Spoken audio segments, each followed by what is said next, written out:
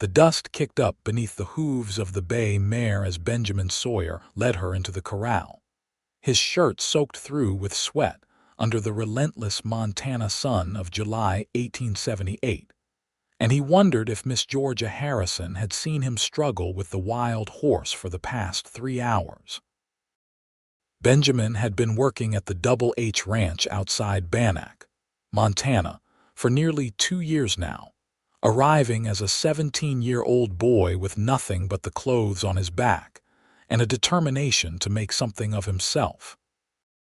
Now 19, he had earned the respect of the other ranch hands through hard work and skill, but he knew that respect meant nothing when it came to the owner's daughter. Charles Harrison owned 12,000 acres of prime grazing land, 300 head of cattle, and employed 15 men during peak season. Benjamin was just one of those men, earning $30 a month plus meals and a bunk in the ranch hand quarters. Georgia Harrison was 20 years old, with auburn hair that caught fire in the sunlight and green eyes that reminded Benjamin of the valley grass after spring rain.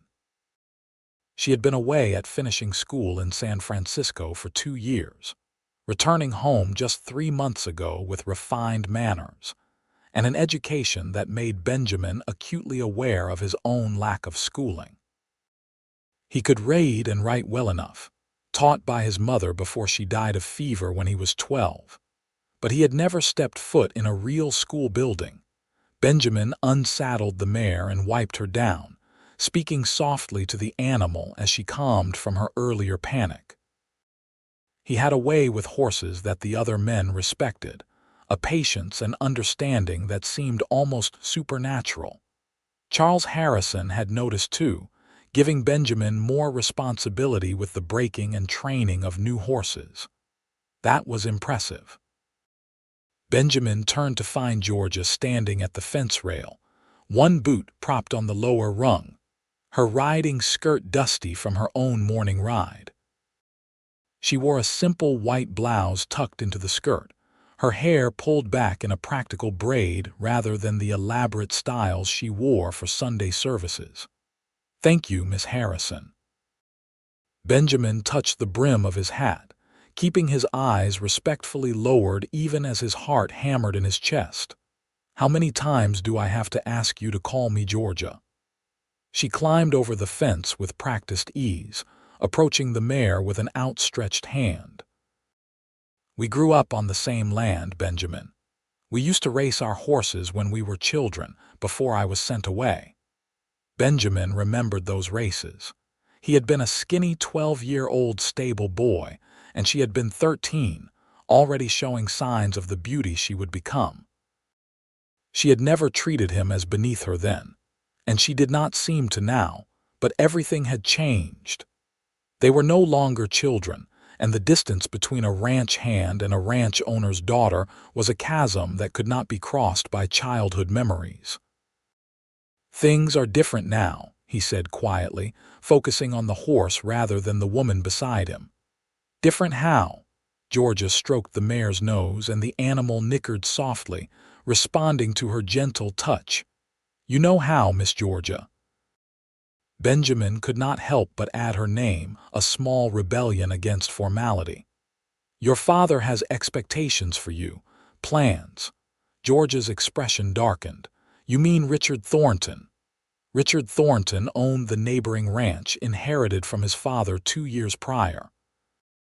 He was 28, wealthy, educated, and had made his interest in Georgia abundantly clear since her return from San Francisco.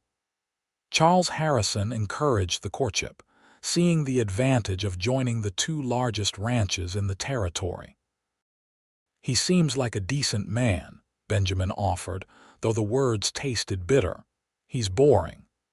Georgia turned to face Benjamin directly, forcing him to meet her eyes. "He talks about cattle and land prices and nothing else. He doesn't see the beauty in anything. Not in the mountains at sunrise, not in the way a wild horse learns to trust, not in the simple pleasures of a hard day's work well done." Benjamin swallowed hard. "Those things don't pay the bills or keep a ranch running." No, but they make life worth living. Georgia reached out and touched Benjamin's arm, and even through his shirt sleeve, her hand felt like a brand. Don't you think so? Before Benjamin could answer, the dinner bell rang from the main house, a huge log structure that Charles Harrison had built when he first claimed this land 25 years ago. Georgia dropped her hand and stepped back, the moment broken. "I should go," she said. "Father expects me to entertain Richard for supper tonight." Benjamin watched her walk away, her spine straight and her steps reluctant. He turned back to the mare, running his hand along her neck and wondering at the cruelty of a world that let him dream of things he could never have. That evening, Benjamin ate his supper in the bunkhouse with the other ranch hands. The food was good, prepared by Martha, the ranch cook who had been with the Harrisons since Georgia was born. She sent the same stew and cornbread to both the main house and the bunkhouse, believing that working men deserved to eat as well as their employers.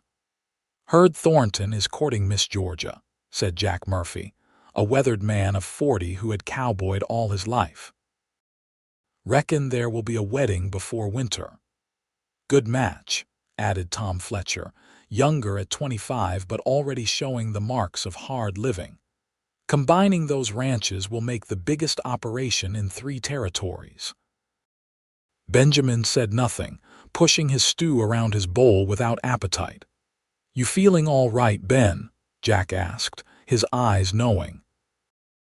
The older man had taken Benjamin under his wing when he first arrived, teaching him the finer points of cowboying and offering a kind of rough affection that Benjamin had missed since his father died. "Just tired." Benjamin forced himself to eat. "That mare took a lot out of me today." Jack nodded but did not look convinced. After supper, Benjamin walked out to check on the horses one final time before bed, a habit he had developed over his years at the ranch. The night was clear and cool, the stars bright overhead in the vast Montana sky. He could see lights burning in the main house, could imagine Georgia sitting at the dinner table with her father and Richard Thornton, discussing wedding plans and the future of the combined ranches. He was halfway to the stable when he heard footsteps behind him. He turned to find Georgia hurrying toward him, still wearing her supper dress, a deep blue silk that must have cost more than Benjamin earned in 6 months. "I need to talk to you," she said breathlessly. "Miss Georgia, you should not be out here. If your father sees you talking to me alone in the dark, he will have my hide." "I don't care." She moved closer, close enough that he could smell the lavender soap she used, could see the freckles across her nose that her fancy finishing school had not been able to eliminate. "Richard proposed tonight." Benjamin felt his heart drop into his stomach. "Congratulations." "I did not accept." Georgia grabbed his hands, her fingers warm and soft against his calloused palms. "I told him I needed time to think, but the truth is I already know my answer. I cannot marry a man I do not love, Georgia." Her name came out as a whisper, a prayer, a curse. "You have to be practical. Your father wants this match. Thornton can provide for you in ways I never could." "Is that what you think matters to me? Money and land?" Her eyes flashed with anger and something else, something that made Benjamin's breath catch. "I would rather live in a one-room cabin with a man I loved than in a mansion with a man who bores me to tears." "You don't know what you are saying. You have never been poor, never gone hungry, never had to worry about where your next meal would come from." Benjamin pulled his hands free, though it cost him. "I have. I watched my mother die because we could not afford a doctor. I buried my father in an unmarked grave because we could not afford a headstone. I will not drag you into that kind of life." "Then don't." Georgia stepped closer, refusing to let him retreat. "Work your way up, save your money, buy your own land. I will wait for you, Benjamin, however long it takes." "That could be years, a decade or more." Benjamin wanted to believe her, wanted to pull her into his arms and promise her everything, but he knew better. You will change your mind. You will meet someone suitable, someone who can give you the life you deserve. I know what I want. Georgia's voice was steady, sure. Do you? Benjamin looked at her, at this beautiful, stubborn, incredible woman who was offering him everything he had ever dreamed of, and he felt the weight of his own inadequacy crushing down on him. I know I am not enough, he said, the words rough and painful, but I will work to be someday. Georgia smiled then, a brilliant, joyful smile that lit up the darkness. That is all I needed to hear. She reached up and kissed him, a brief, soft press of her lips against his that sent lightning through his veins. Then she was gone, hurrying back toward the house before anyone could notice her absence, leaving Benjamin standing alone in the darkness with his heart pounding and his mind racing. He touched his fingers to his lips, hardly believing what had just happened. Then he squared his shoulders and walked to the stable with new purpose. If Georgia Harrison was willing to wait for him, then he would become a man worthy of her wait. The next morning, Benjamin approached Charles Harrison in his office, a wood-paneled room in the main house where the rancher conducted his business. Benjamin had been inside only twice before, once when he was first hired, and once when he received a raise after his first year. Charles looked up from his ledgers, surprise crossing his weathered face. Benjamin, what can I do for you, sir? I wanted to ask about opportunities to take on more responsibility. Benjamin held his hat in his hands, choosing his words carefully. I have been thinking about my future, and I would like to advance, to learn the business side of ranching, not just the physical labor. Charles leaned back in his chair, studying Benjamin with sharp eyes that missed nothing. This sudden ambition would not have anything to do with my daughter, would it? Benjamin felt heat rise in his cheeks but met the older man's gaze steadily. I will not lie to you, sir. I care for Miss Georgia, but regardless of that, I want to better myself. I want to be more than just a ranch hand for the rest of my life. At least you are honest. Charles sighed and gestured for Benjamin to sit. I have seen the way you look at her. I have also seen the way she looks at you, though I had hoped it was just a passing fancy that would fade once Richard Thornton made his intentions clear. She deserves to marry someone who can provide for her properly, Benjamin said, echoing his words to Georgia from the night before. On that, we agree. Charles tapped his fingers on the desk. But I also believe a man makes his own future. My father was a fur trapper who barely scraped by. I came west with nothing but a dream and built this ranch through hard work and smart decisions, so I am going to make you an offer.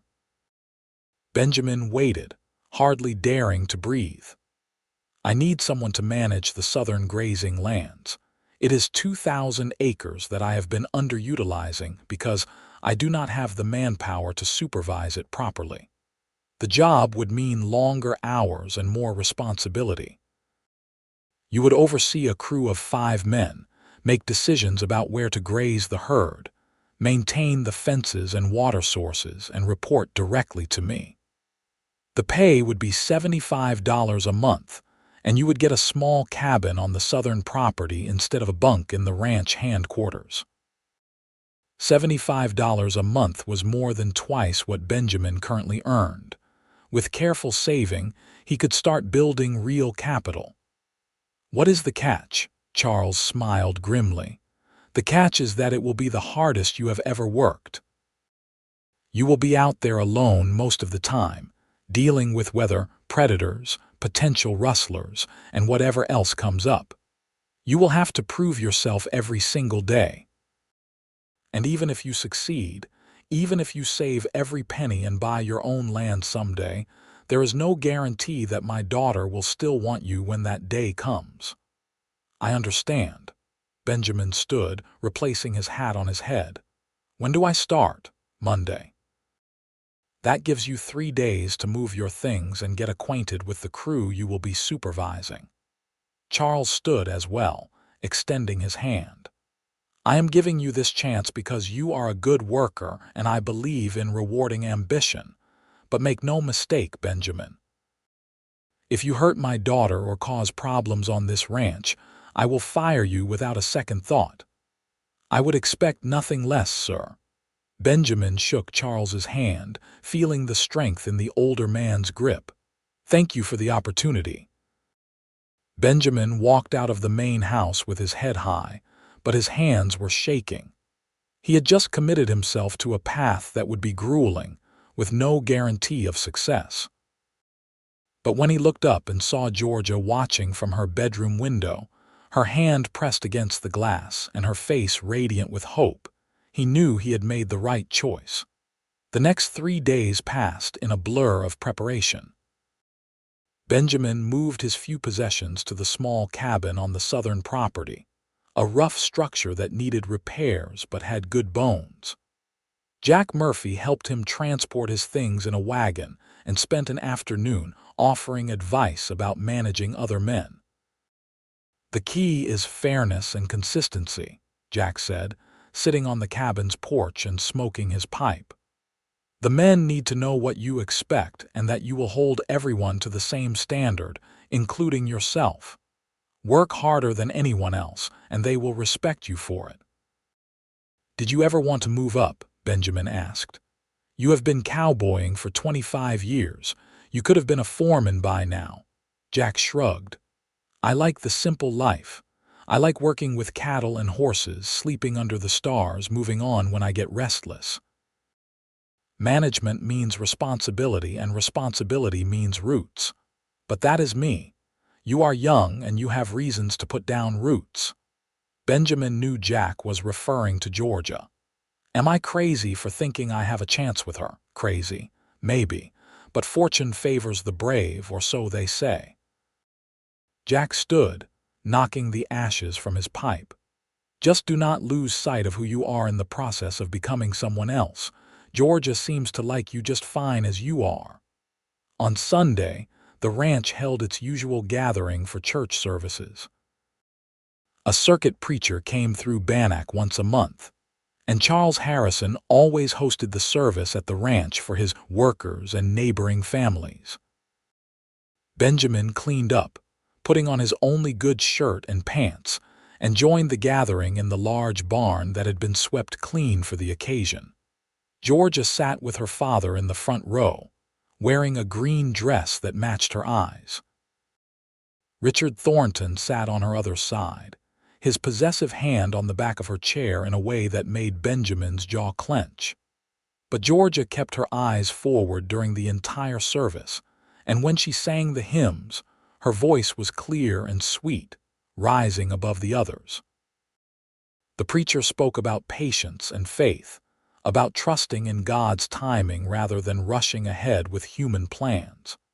Benjamin wondered if the man knew how perfectly his words matched Benjamin's current situation. After the service, there was a meal laid out under the cottonwood trees, and people mingled while children ran and played. Benjamin kept to the edges, uncomfortable in this social setting where the lines between owners and workers blurred slightly but never disappeared entirely. He watched as Richard Thornton stayed close to Georgia, bringing her lemonade and introducing her to families from the surrounding area, as though she were already his wife. "He is being awfully presumptuous," said a voice beside Benjamin.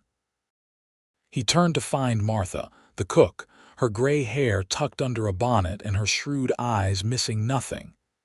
"It is not my place to comment," Benjamin said carefully. "No, but you want to," Martha smiled. "I have been with this family since Georgia was born. I watched her grow from a wild tomboy into a fine young woman, and I know her heart. She is stubborn, just like her mother was. God rest her soul. Once Georgia sets her mind on something, there is no turning her from it.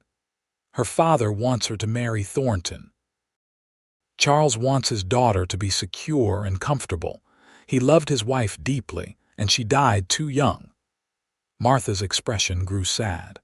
"He has been alone for 15 years, pouring all his love and energy into Georgia and the ranch. He thinks money and land equal security, but he forgets that his wife married him when he had nothing, and they were happy. Benjamin had not known that.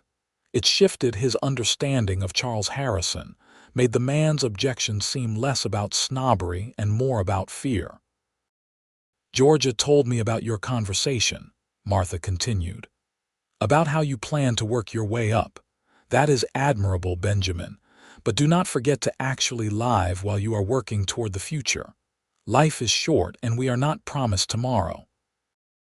Before Benjamin could respond, Georgia broke away from Richard and walked directly toward them. Richard started to follow, but Charles put a hand on the younger man's shoulder, holding him back with some quiet comment that Benjamin could not hear. "Benjamin, Martha." Georgia smiled at both of them. "Are you enjoying the meal?" "Very much, dear." Martha squeezed Georgia's hand. "I will leave you young people to talk." She walked away, leaving Benjamin and Georgia standing under the cottonwood tree with dozens of eyes watching them. "You are going to start rumors," Benjamin said quietly. "Let them talk." Georgia glanced back at Richard, who was watching them with barely concealed irritation.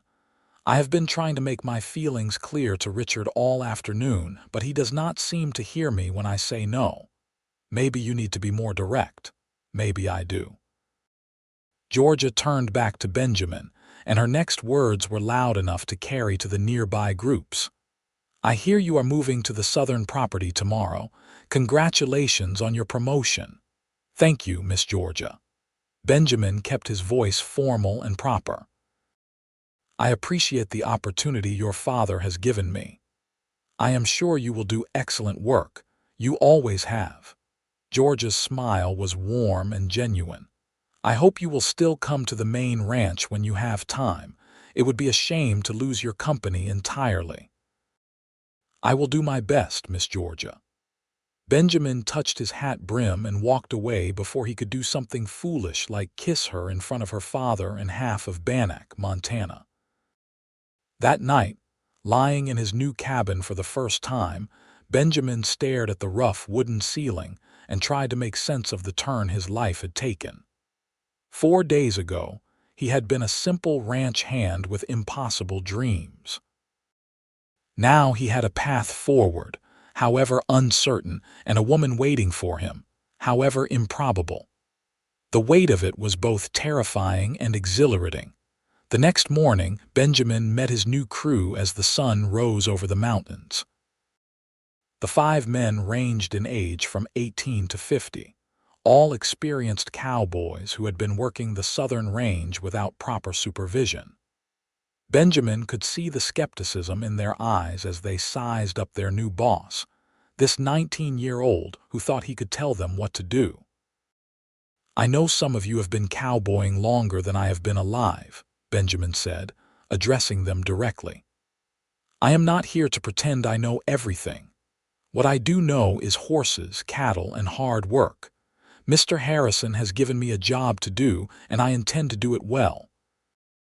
I will treat you fairly and listen to your input, but when a decision needs to be made, I will make it. If you cannot work under those terms, go tell Mr. Harrison now, and he will reassign you." The men exchanged glances. Then the oldest, a grizzled cowboy named Pete, spat tobacco juice and nodded. "Fair enough. What do you want us to do first? Tell me about the range. What are the problem areas? Where are the cattle? What needs immediate attention?" Benjamin pulled out a notebook and pencil, something Jack Murphy had suggested. "I want to understand the situation before I start making changes." The men warmed to him as he listened and took notes, asking intelligent questions and showing genuine interest in their observations. By the end of the first day, Benjamin had a clearer picture of the work ahead. The southern range had good grass and water but needed better fencing to keep the cattle from wandering onto neighboring land. There were areas where predators, particularly mountain lions and wolves, took a heavy toll on the calves. And the line shack, a small shelter used during winter, was in terrible condition and needed to be rebuilt before the snow came.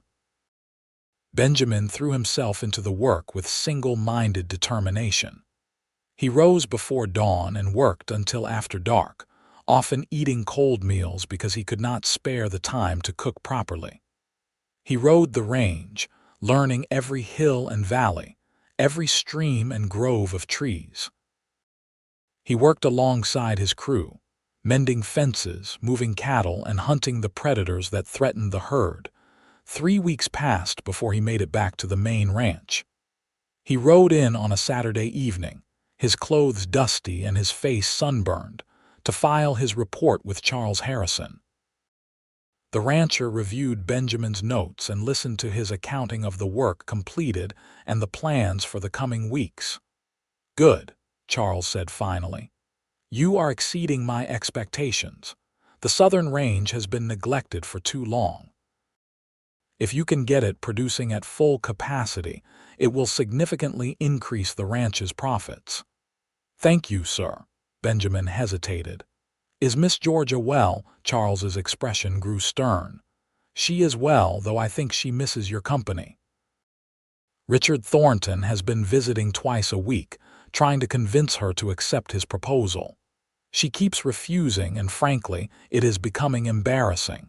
He is a good man and a good match. With respect, sir, should not Miss Georgia be allowed to make her own choice? Her choice should be based on practicality, not girlish fancy." Charles sighed. "But I told you I would give you a chance to prove yourself, and I am a man of my word. Keep doing good work, and we will see what happens." Benjamin left the office and walked toward the stable, intending to check on his horse before riding back to the southern property. He had just stepped into the barn's dim interior when he heard voices from one of the stalls. "You are being unreasonable, Georgia." Richard Thornton's voice was tight with frustration. "I am offering you everything a woman could want: a beautiful home, financial security, a position of respect in the community. What more do you need?" "I need to feel something when you kiss me." Georgia's voice was firm. "I need to care whether you come to visit or stay away. I need to think about you when you are gone and miss you when we are apart. I do not feel any of those things, Richard. Love is not necessary for a successful marriage. Respect and partnership are what matter. Maybe to you, not to me." Benjamin knew he should make his presence known or leave, but he stood frozen, unable to move. "This is about that ranch hand, is not it?" Richard's voice turned cold. "I have seen the way you watch him. You are infatuated with a man who has nothing to offer you." "Benjamin has more to offer than you ever could. He has integrity, ambition, and a good heart. He sees me as a person, not as a prize to be won or a business merger to be completed. Your father will never allow you to marry beneath your station. Then I will not marry at all." George's voice rang with conviction. "I would rather be a spinster than be trapped in a loveless marriage. You are a fool." Richard's footsteps echoed on the wooden floor as he stormed out of the barn, passing within feet of Benjamin without seeing him in the shadows. Benjamin waited until Richard had mounted his horse and ridden away before stepping into the light. Georgia emerged from the stall where she had been grooming her mare, her eyes red-rimmed but her chin high. "How much did you hear?" she asked. "Enough." Benjamin closed the distance between them, no longer caring about propriety or the consequences. "You should not have defended me like that. It will only make things harder for you." "I do not care." Georgia touched his face, her fingers gentle against his rough skin. "I meant what I said. I would rather have nothing with you than everything with him.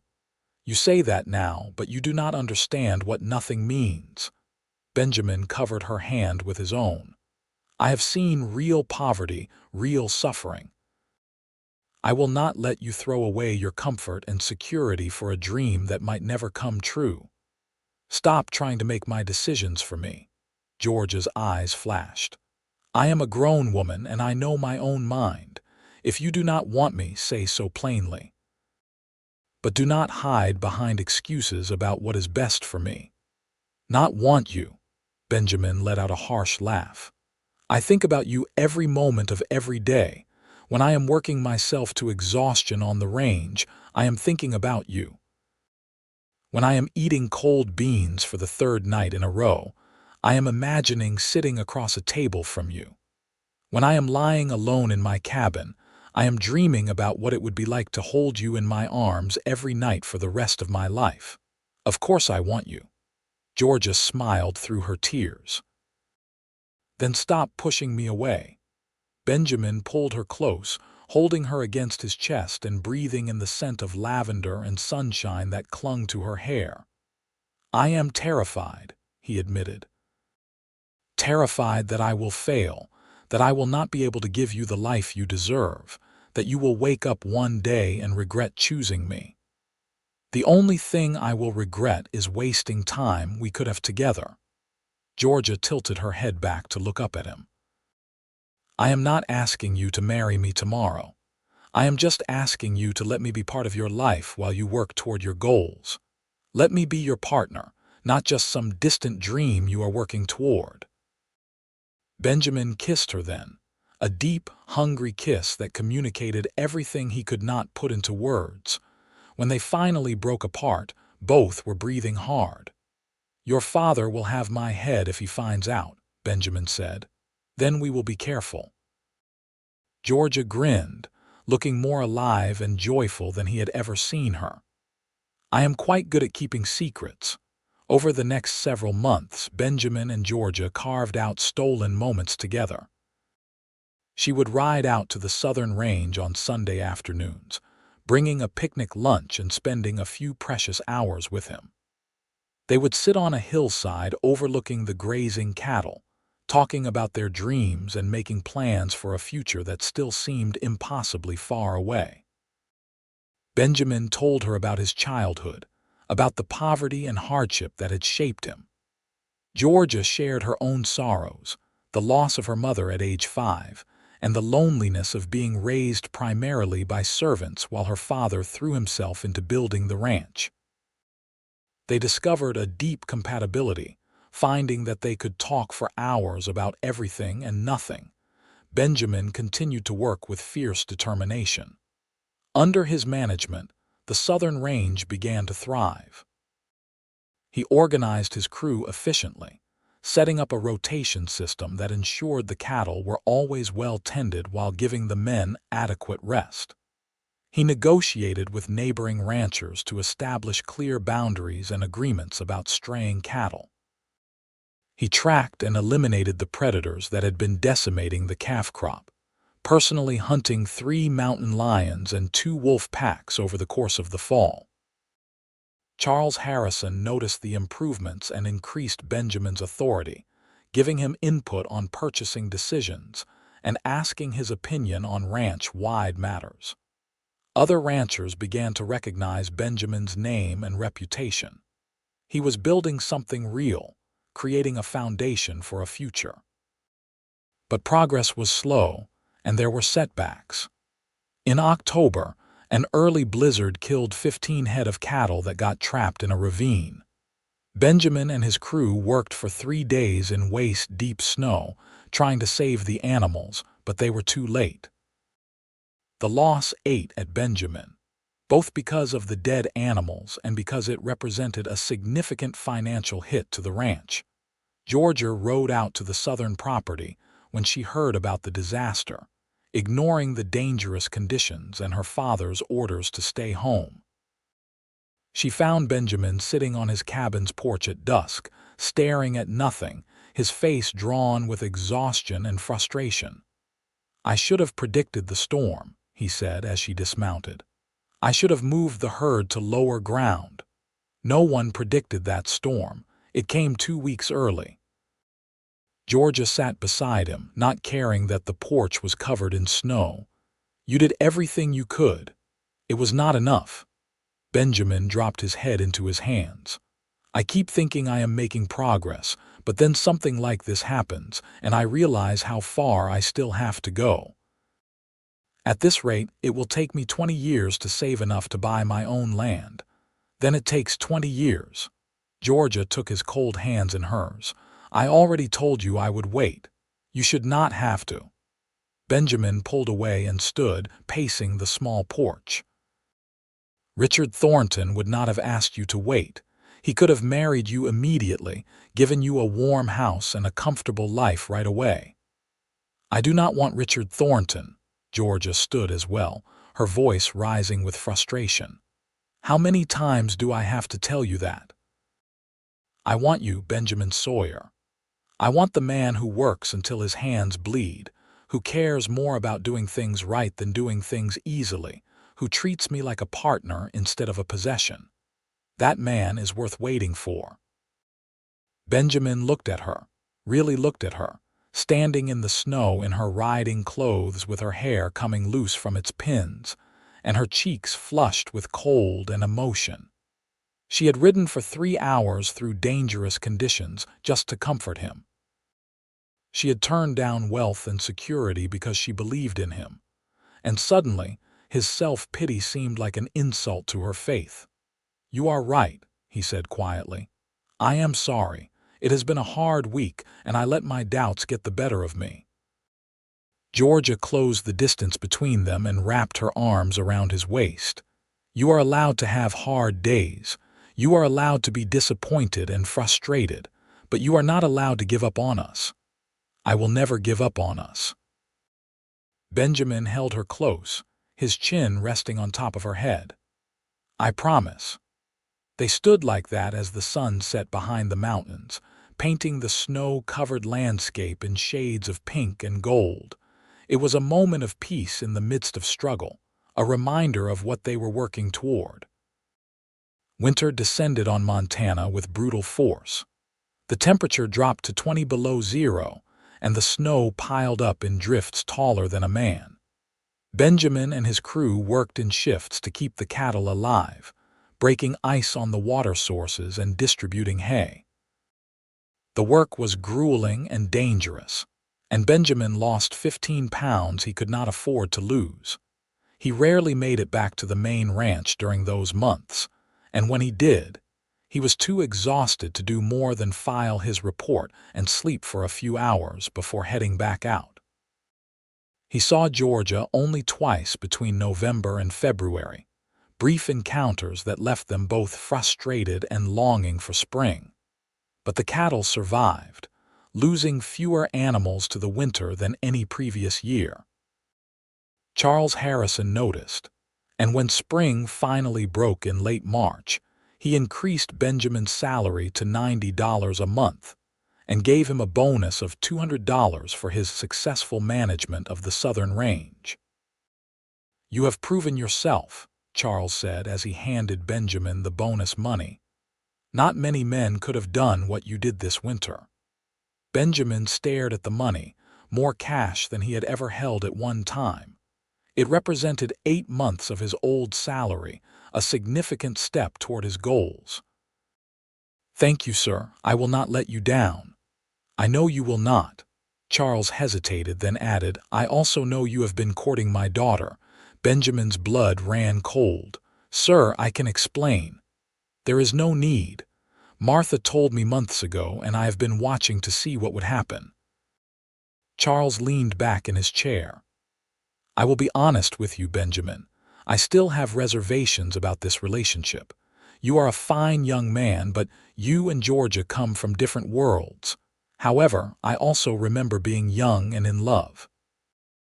I remember what it was like when people told me I could not have the woman I wanted because I was not good enough. So I am going to make you a proposition." Benjamin waited, his heart pounding. "The northern section of my property, about 500 acres, has been unused for years. The land is good, with water and timber, but it is too far from the main ranch to manage effectively. I will sell it to you for fair market value, $2 an acre, which comes to $1,000. I know you do not have that kind of money yet, but I will hold the land for you at that price for the next 2 years. If you can come up with the full amount by the spring of 1881, the land is yours. Once you own land, you will have the foundation to build your own ranch, your own future. At that point, if you and Georgia still want to marry, you will have my blessing." Benjamin did a quick calculation in his head. He currently had $350 saved. With his new salary and careful saving, he could have the remaining $650 within 2 years, possibly sooner if he took on extra work and avoided any major setbacks. "I accept," Benjamin said. "Thank you, sir. I will not waste this opportunity. See that you don't." Charles extended his hand. "And Benjamin, take care of my daughter. She is the most precious thing in my world." "I will guard her with my life," Benjamin promised. That evening, Benjamin rode to the main ranch and asked to see Georgia. Martha brought her to the parlor, a room that Benjamin had never entered before, filled with fine furniture and delicate decorations that made him acutely aware of his dusty clothes and work-roughened hands. But Georgia did not seem to see any of that. She rushed to him, her face radiant with joy. "Martha said you have news. Your father has offered to sell me 500 acres of the northern property," Benjamin said, unable to keep the excitement from his voice. "If I can raise the money within 2 years, the land will be mine. Once I own land, he has given his blessing for us to marry." Georgia let out a squeal of delight and threw her arms around his neck. "That is wonderful. Oh, Benjamin, we are going to have our own ranch, our own life together." "In 2 years," Benjamin cautioned, even as he held her tight. "A lot can happen in 2 years. Nothing that will change how I feel about you." Georgia pulled back to look at him, her eyes shining. "2 years is nothing. We can do this." Benjamin kissed her, no longer caring if servants saw or if it was improper. They were officially courting now, with her father's knowledge if not quite approval. The future he had thought impossible was becoming real. The next 2 years passed in a blur of hard work and careful saving. Benjamin continued to manage the southern range while taking on additional jobs during his rare free time. He broke horses for neighboring ranchers, built fences, repaired equipment, and did anything else that would earn extra money. He lived frugally, spending almost nothing on himself, every dollar saved bringing him closer to his goal. Georgia was his partner in every way that mattered. She helped him develop plans for the northern property, sketching out where they would build a house, where they would place the barn and corrals, how they would manage the land. She learned to cook and clean, skills that her finishing school had not emphasized, but that would be essential when they were building a ranch from nothing. Her father disapproved of her sudden interest in domestic work, but Martha encouraged her, teaching her everything she knew. They saw each other as often as possible, though their time together was precious and limited. Benjamin was always working, pushing himself to the point of exhaustion and beyond. Georgia worried about him, seeing the toll the constant labor took on his body and spirit, but she also knew that this sacrifice was temporary, a necessary step toward their shared future. Richard Thornton did not give up easily. He continued to visit the Harrison Ranch, continued to press his suit with both Georgia and her father. But Georgia's refusals grew increasingly firm, until finally, in the fall of 1879, Richard gave up and began courting a widow in Virginia City. Charles Harrison seemed disappointed, but accepted his daughter's choice with as much grace as he could muster. In the winter of 1880, Benjamin had a scare when he came down with pneumonia. He pushed himself too hard in a blizzard, getting soaked and chilled while rescuing cattle, and the illness laid him low for 3 weeks. Georgia defied her father and propriety to nurse him through the worst of it, spending hours in his cabin, bathing his fevered face and forcing broth down his throat. "You are going to ruin your reputation. Benjamin said weakly during one of his lucid moments. "My reputation is fine. Everyone knows we are courting, and Martha is with me as a chaperone." Georgia wrung out the cloth and placed it on his forehead. "Besides, I do not care what people think. You are what matters." "If I die, you should marry Thornton," Benjamin said, the fever making him speak thoughts he would normally keep hidden. "At least then you would be taken care of. You are not going to die, and I am never going to marry Richard Thornton." George's voice was fierce. "You are going to get well.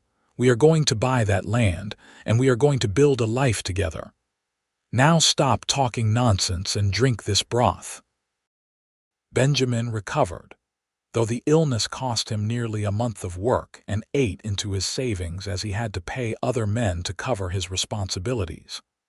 But by early 1881, he had saved $975, just 25 short of his goal. He was working on a plan to earn the final amount when fate intervened in an unexpected way. In early March, a wealthy rancher from Wyoming came through Bannack, looking to buy quality horses for his operation. He heard about Benjamin's skill with horses and came to the Harrison Ranch to see for himself. Benjamin spent an afternoon demonstrating his abilities, working with a particularly difficult stallion that no one else had been able to break. The Wyoming rancher was impressed and offered to buy 3 trained horses for $200, far more than they were worth, if Benjamin could have them ready within 2 weeks. Benjamin worked day and night for those 2 weeks, gentling and training the horses with patience and skill. On the day the rancher returned, all 3 horses were ready, calm, and responsive to commands. The rancher paid the $200 and offered Benjamin a job managing his horse breeding operation in Wyoming at $150 a month. "It is a generous offer," Benjamin said. "But I have commitments here." The rancher nodded, unsurprised. "The offer stands if you ever change your mind." After the rancher left, Benjamin sat in his cabin and counted his money. Including the payment for the horses and his regular savings, he now had $1,175. He had enough to buy the land with money left over to start building. The next morning, Benjamin rode to the main ranch and knocked on the door of Charles Harrison's office. When the rancher called for him to enter, Benjamin walked in, placed $1,000 in cash on the desk, and said, "I would like to purchase the northern property, sir." Charles looked at the money, then at Benjamin, and slowly smiled. "I will draw up the papers." The land transfer was completed within a week. On March 20, 1881, Benjamin Sawyer became the owner of 500 acres of prime Montana land, complete with water rights and timber access. He was 22 years old and owned more land than his father or grandfather could have dreamed of. That evening, he rode to the main ranch and asked to speak with Georgia. Charles invited him into the parlor, and Martha discreetly withdrew, leaving the 3 of them alone. "Sir, I have come to formally ask for your daughter's hand in marriage," Benjamin said, his voice steady despite the nervousness churning in his gut. "I know I am not the match you would have chosen for her.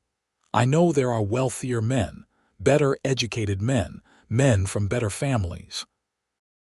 But I love Georgia with all my heart, and I swear to you that I will spend the rest of my life working to make her happy. I will never mistreat her, never take her for granted, never give her cause to regret choosing me." Charles looked at his daughter, who was gripping Benjamin's hand so tightly her knuckles were white. "Is this what you want, Georgia? Truly? Because once you marry, there is no going back. You will be giving up the comfort and security of this house for a life of hard work and uncertainty." "It is what I want," Georgia said without hesitation. "It is what I have wanted for 3 years. Benjamin is the best man I have ever known, and I am proud to marry him." Charles sighed, but there was acceptance in his eyes. "Then you have my blessing." God knows you have both worked hard enough for it." He turned to Benjamin. "I am giving you my daughter, Benjamin. She is strong and capable, but she is also precious. Treat her accordingly." "I will, sir. I promise." Benjamin felt like his heart might burst from his chest. "Now get out of here before I change my mind." Charles waved them toward the door, but there was moisture in his eyes. "Martha will want to start planning the wedding, and I suspect she will need to talk to both of you about details." Benjamin and Georgia practically ran from the office, not stopping until they were outside under the stars. Then Georgia threw her arms around Benjamin's neck and kissed him with joyful abandon. "We are getting married," she said, laughing and crying at the same time. "I cannot believe it is really happening. Believe it." Benjamin spun her around, feeling lighter than he had in years. "You are going to be Mrs. Benjamin Sawyer." "Mrs. Georgia Sawyer," she said, testing the name. "I like the sound of that." They were married 6 weeks later, on May 1, 1881, in the same barn where they had held church services. The circuit preacher performed the ceremony, and everyone from the ranch and surrounding area attended. Georgia wore a simple white dress that she and Martha had sewn together, with wildflowers in her hair. Benjamin wore new clothes, purchased specifically for the occasion, and he felt awkward and out of place in them. But when Georgia walked down the makeshift aisle on her father's arm, when she looked at him with her green eyes full of love and promise, Benjamin forgot about his discomfort. He forgot about everything except the woman who was choosing to spend her life with him. The vows were traditional, but Benjamin spoke them with fierce intensity, meaning every word with his whole heart. When the preacher pronounced them husband and wife, Benjamin kissed his bride with reverent tenderness, hardly able to believe that this incredible woman was now his. The celebration afterward was simple but joyful.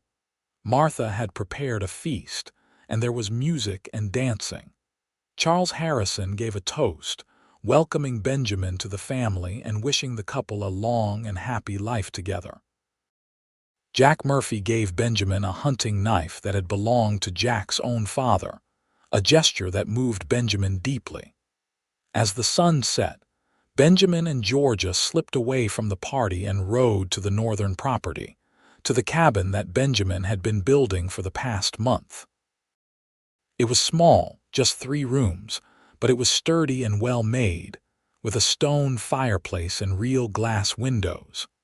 Benjamin had worked on it during every spare moment, determined that his bride would have a proper home. He carried Georgia over the threshold, feeling the weight and warmth of her in his arms, and set her down gently in the main room. She looked around, taking in the simple furniture he had made, the curtains Martha had helped him hang, the small touches that made it a home rather than just a shelter. "It is perfect," she said softly. "Our home." "Our home," Benjamin agreed. He pulled her close, resting his forehead against hers. "I love you, Georgia. I have loved you from the moment you climbed over that fence rail 3 years ago and told me to call you by your first name. I will love you until the day I die and beyond. I love you too." Georgia kissed him, slow and sweet. "Now show me our bedroom, husband." Their wedding night was everything Benjamin had dreamed of and more, a joyful discovery of each other, awkward and tender and perfect in its imperfection. Afterward, lying tangled together in the bed he had built with his own hands, Benjamin felt a sense of peace and completion that he had never experienced before. After years of struggle and sacrifice, he finally had everything he wanted. The first year of their marriage was hard in many ways but rich in happiness. Benjamin and Georgia worked from dawn to dusk, building their ranch piece by piece. Benjamin continued to work for Charles Harrison, managing the southern range while developing his own property. Georgia took care of their home, learned to manage a vegetable garden, and helped with the lighter ranch work. Money was tight, and there were many things they went without. But they were together, working toward a shared goal, and that made the hardships bearable. They talked late into the night about their plans and dreams, made love with passionate intensity, and woke each morning grateful for another day together. In the fall of 1881, Georgia discovered she was pregnant. Benjamin was overcome with joy and terror in equal measure. The thought of being a father, of having a child depending on him, was both wonderful and frightening. Georgia was calmer, practical in her approach, though he could see the excitement in her eyes. "We are going to need a bigger house," she said, her hand resting on her still flat stomach. "Then we will build a bigger house." Benjamin kissed her forehead. "Whatever you and the baby need, I will provide." Charles Harrison was delighted at the prospect of becoming a grandfather. He gave Benjamin a raise and offered to pay for a doctor when the time came. Martha started knitting baby clothes and offering advice about childbirth and infant care. Their son was born on a hot day in June 1882, after a long and difficult labor that left Benjamin pacing outside the cabin like a caged animal. When Martha finally emerged and told him he had a healthy boy and Georgia was fine, Benjamin's knees nearly gave out with relief. He entered the bedroom to find Georgia propped up against pillows, exhausted but radiant, holding a tiny bundle wrapped in blankets. She smiled at him and held out the baby. "Meet your son," she said. Benjamin took the infant with shaking hands, hardly believing that this tiny, perfect creature was his. The baby had Georgia's nose and a shock of dark hair. His eyes were closed and his little fists waved in the air. "He is beautiful," Benjamin whispered. "What should we name him?" "I was thinking, Charles, after my father." Georgia watched her husband and son with tender eyes. "Charles Benjamin Sawyer, I like that." Benjamin carefully sat on the edge of the bed, unable to take his eyes off his son. "Hello, Charlie. Welcome to the world." Being a parent was harder than any work Benjamin had ever done. Charlie was colicky and slept poorly, crying through much of the night for his first 3 months. Benjamin and Georgia took turns walking him, both of them existing in a fog of exhaustion. But even in the midst of the hardship, there were moments of transcendent joy, like when Charlie smiled for the first time or when he wrapped his tiny hand around Benjamin's finger. As Charlie grew, Benjamin expanded the house, adding 2 more rooms and a proper porch. He slowly built up their herd, buying cattle when he could afford it and carefully managing his small operation. It was slow progress, but it was progress nonetheless. Georgia proved to be an excellent mother and partner. She managed their household efficiently, made their money stretch further than Benjamin would have thought possible, and still found time to help with the ranch work. She also continued her education, ordering books from back east and reading voraciously, then sharing what she learned with Benjamin in the evenings. In 1883, Charles Harrison suffered a heart attack.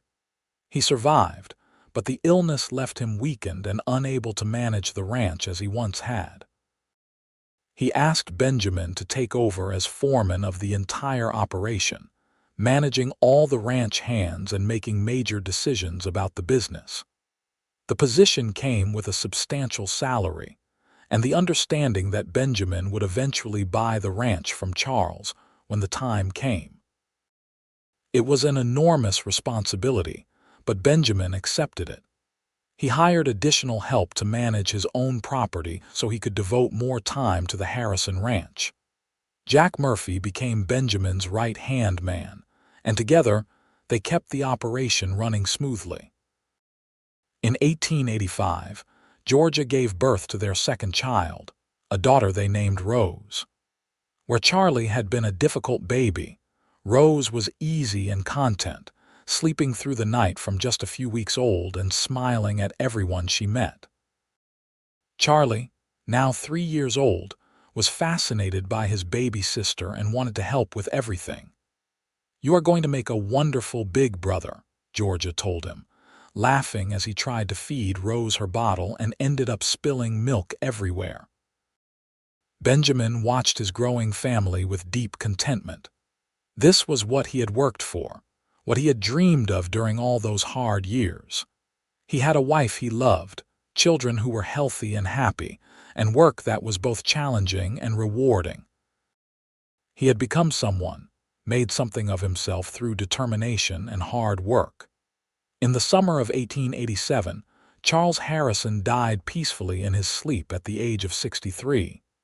It was a loss that hit the entire community hard, but especially Georgia and Benjamin. Charles had become more than just Benjamin's employer or father-in-law. He had been a mentor and friend, a man who had given Benjamin a chance when others would not have. The funeral was well attended, with people coming from all over Montana to pay their respects.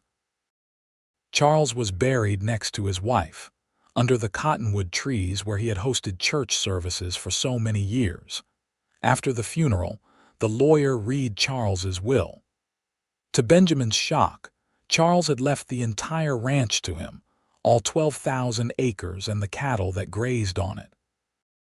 The will specified that the ranch was to remain in the family, passing down through Benjamin and George's children, and that Martha was to be given a home on the property for the rest of her life with a generous pension.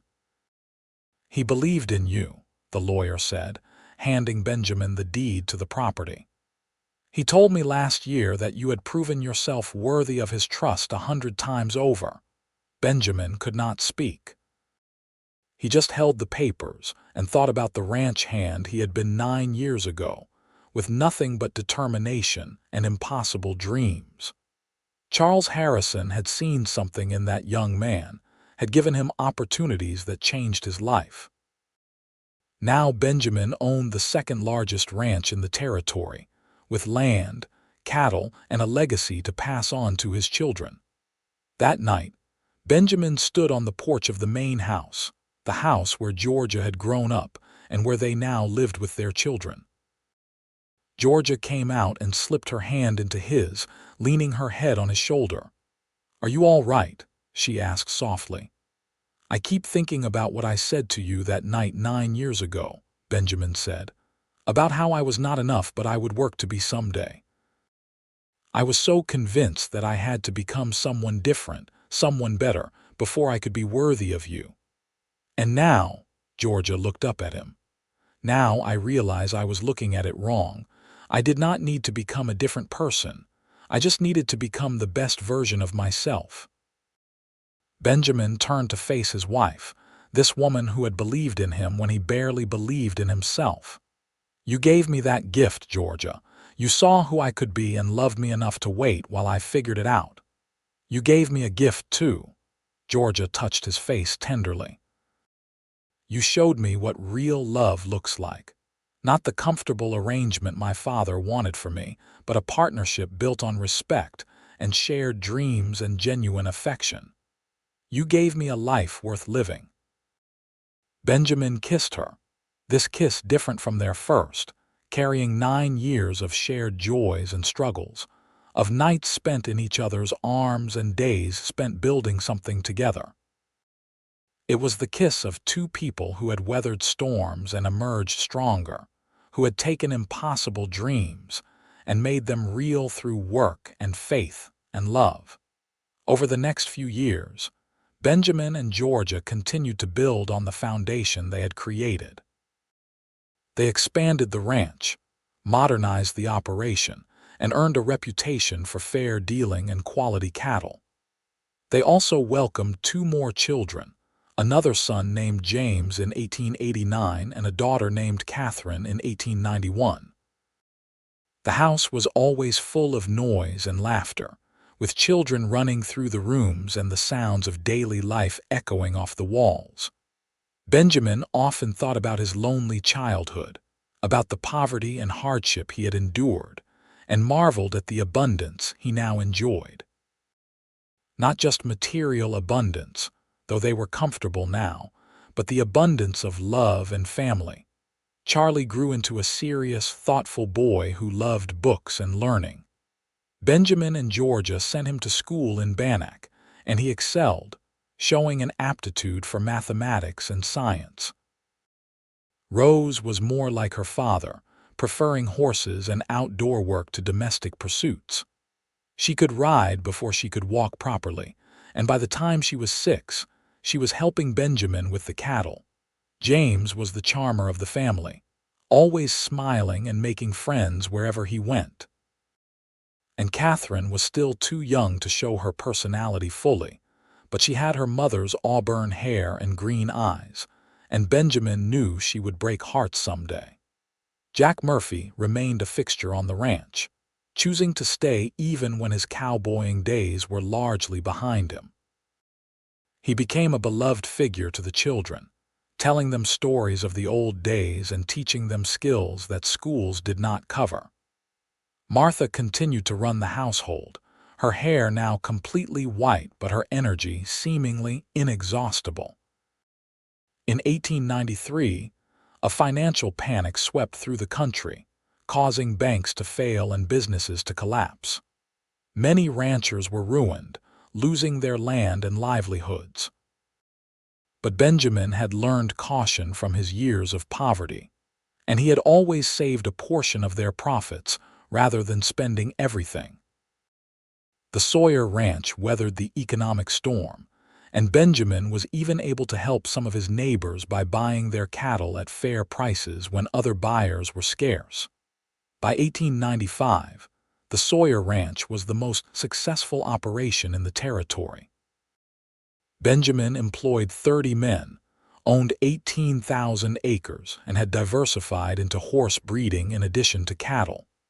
He was respected throughout Montana and beyond, sought after for his advice on ranching matters. But despite his success, Benjamin never forgot where he came from. He was fair to his workers, paying them well and treating them with respect. He helped young men who reminded him of his younger self, giving them opportunities to prove themselves. And he always came home to Georgia at the end of each day, never taking for granted the woman who had changed his life. On their 15th wedding anniversary in May 1896, Benjamin took Georgia on a picnic to the hillside where they used to meet during their courting days. The children stayed home with Martha, giving them a rare afternoon alone. They sat on a blanket, eating cold chicken and fresh bread, watching their cattle graze in the valley below. At 37 and 38 respectively, they were in the prime of their lives, still young enough to be active but old enough to have wisdom and perspective. "You remember the first time we came up here?" Georgia asked, leaning back against Benjamin's chest. "I brought fried chicken then too. I remember." Benjamin wrapped his arms around her waist. "I was terrified and exhilarated in equal measure. I could not believe that someone like you would choose someone like me." "Someone like me?" Georgia turned to look at him. "What does that mean?" "Beautiful, educated, refined. You could have had any man you wanted." "I did have any man I wanted. I had you." Georgia kissed him softly. "Do you know what I saw in you all those years ago? I saw a man who worked harder than anyone I had ever met. A man who treated animals and people with equal kindness. A man who dreamed big but stayed humble. A man who loved me for who I was, not for what I represented.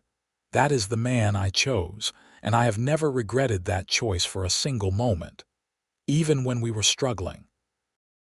When we were living in that tiny cabin with barely enough money to feed ourselves," Benjamin asked, "especially then." Georgia settled back against him. "Those were some of the happiest times of my life because we were building something together. Every nail you hammered, every fence post we set, every calf that was born, it was all ours. We made it together. That meant more to me than all the comfort and luxury in the world." Benjamin held her close, watching the sun move across the sky and thinking about all the years they had shared, all the challenges they had overcome. He thought about that night 9 years ago when he had told her he was not enough but would work to be someday. He had been so focused on external measures of worth, on land and money and status. But the truth was, he had always been enough. Georgia had seen that even when he could not. She had loved him not for what he might become, but for who he was. And her love had given him the confidence to reach for things he never would have dared to attempt on his own. As the sun began to set, painting the Montana sky in brilliant shades of orange and purple, Benjamin and Georgia packed up their picnic and rode home together. The house was lit up, warm and welcoming, with their children visible through the windows. It was a perfect moment, the kind that made all the struggle and sacrifice worthwhile. The years continued to pass in a rhythm of seasons and cycles. The children grew, each developing their own personalities and interests. Charlie went east for college in 1898, studying business so he could help manage the ranch. Rose refused college, insisting she wanted to work the ranch full-time, and Benjamin hired her as a legitimate employee when she turned 18, paying her the same wage he paid his other hands. James showed an interest in politics and began talking about running for territorial office. Catherine loved music and convinced her parents to buy a piano, filling the house with beautiful melodies. Benjamin and Georgia grew older together, their love deepening and maturing with time. They had their disagreements, like any couple, but they always talked through their problems and emerged stronger. They supported each other through losses, including the death of Martha in 1900 and Jack Murphy in 1902, both passing peacefully of old age. In 1903, Benjamin was elected president of the Montana Cattlemen's Association, a position that recognized his status as one of the most successful and respected ranchers in the state. He used the platform to advocate for fair practices and sustainable ranching methods, earning the respect of his peers. But for all his success and recognition, Benjamin's greatest pride was always his family. He loved watching his children grow into capable, thoughtful adults. He loved growing old with Georgia, the two of them still sneaking away for private moments whenever they could. He loved the life they had built together, every hard-won acre and every memory made. In the spring of 1910, on a warm May afternoon, Benjamin and Georgia sat on the porch of their home, watching their grandchildren play in the yard. Charlie had married a teacher from Helena and had 3 children. Rose had married one of the ranch hands, a good man who was not intimidated by her strength and skill, and they had twin boys. James was serving in the state legislature and had a young daughter. Catherine was engaged to a doctor from Butte. "We have been blessed," Georgia said, her hand in Benjamin's as it had been for nearly 30 years. "Look at all this. Look at what we made." Benjamin looked at his wife, this woman who had waited for him, believed in him, loved him through everything. Her auburn hair was now streaked with silver, and lines crinkled around her eyes. But to him, she was as beautiful as she had been that day she climbed over the fence rail and insisted he call her by her first name. "I told you once that I was not enough, but I would work to be someday," Benjamin said.